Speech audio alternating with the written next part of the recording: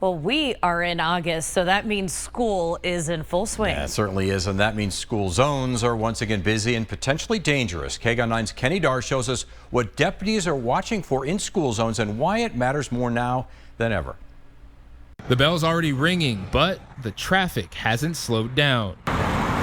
At Legacy Traditional School in northwest Tucson, deputies say it's one of the busiest school zones in town.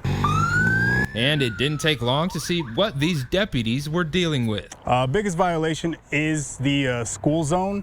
It is 15 miles an hour once you cross the threshold of the signs that are put up. A lot of people like to go 20, 25. Those are the most common stops we've made this morning.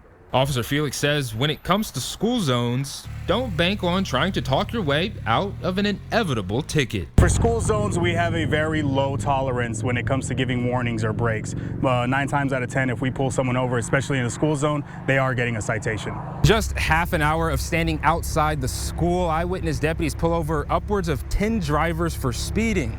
While I didn't get a chance to speak with parents on camera, several of them tell me seeing these deputies gives them a peace of mind. According to the National Highway Traffic Safety Administration, more than 1,000 people died in school transportation-related crashes over the last decade. 20% of those deaths were children. Most were pedestrians or riding in other vehicles.